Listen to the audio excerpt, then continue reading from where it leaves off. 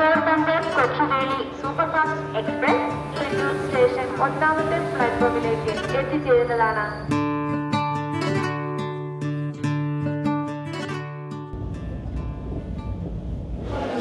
Hello, നീ എവിടായി? ഞാൻ എറണാകുളത്ത് എത്തി അച്ഛാ. ഓ, അച്ഛൻ തൃശ്ശൂർ വിട്ടു, എറണാകുളം അടുക്കാറാകുമ്പോൾ വിളിക്കാൻ മോനെ. ശരി അച്ഛാ.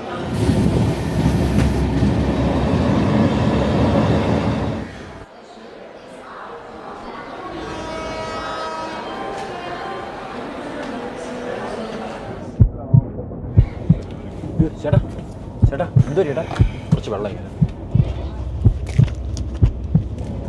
ഞാൻ റെയിൽവേ ഹെൽപ്പ് ലൈനിലോട്ട് വിളിക്കാം. ഹലോ, നമസ്കാരം. RPF control room. ഒരു പാസഞ്ചറിന് നെഞ്ചുവേദനയായിട്ട് ഇവിടെ ഇരിക്കുക. ഏതാണ് ട്രെയിന്? പോർബന്ദർ കൊച്ചുവേളി സർ. ഏതാ കോച്ച്? B3 coach. ശരി, ഞാൻ മെഡിക്കൽ ടീമിനെ എറണാകുളത്ത് അറേഞ്ച് ചെയ്യാം. ശരി. RPF എസ്കോർട്ട് ടീം വണ്ടിയിലുണ്ട്, അവരെ ഞാൻ അറിയിക്കാം. ശരി.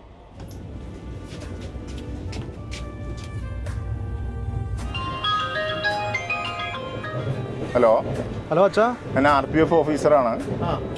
അച്ഛന് ചെറിയൊരു ചെസ്റ്റ് പെയിൻ പോലെയുണ്ട്. അയ്യോ, എന്തു പറ്റി അച്ഛന്? വേറെ പേടിക്കാനൊന്നുമില്ല. ഞങ്ങൾ എറണാകുളത്ത് മെഡിക്കൽ ടീമിനെ അറേഞ്ച് ചെയ്തിട്ടുണ്ട്. ഞാനും എറണാകുളത്തുണ്ട്. അപ്പോൾ ഒരു കാര്യം ചെയ്തോളൂ, ആ ടീമിൻ്റെ കൂടെ ജോയിൻ ചെയ്തോളൂ. ഞങ്ങളിപ്പോൾ അവിടെ എത്തും.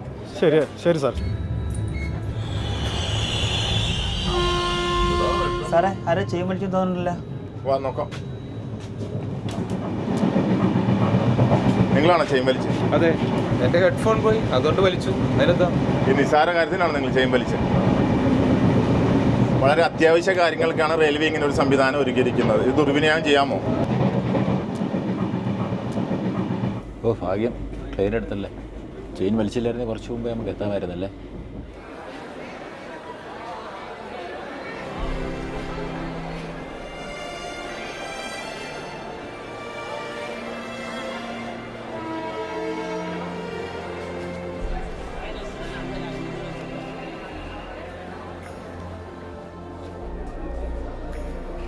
I am sorry.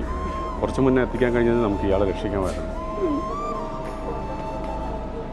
കണ്ടില്ലേ, നിങ്ങളുടെ പ്രവൃത്തി കൊണ്ടാണ് ഒരാളുടെ ജീവൻ രക്ഷിക്കാൻ കഴിയാതെ വന്നത്.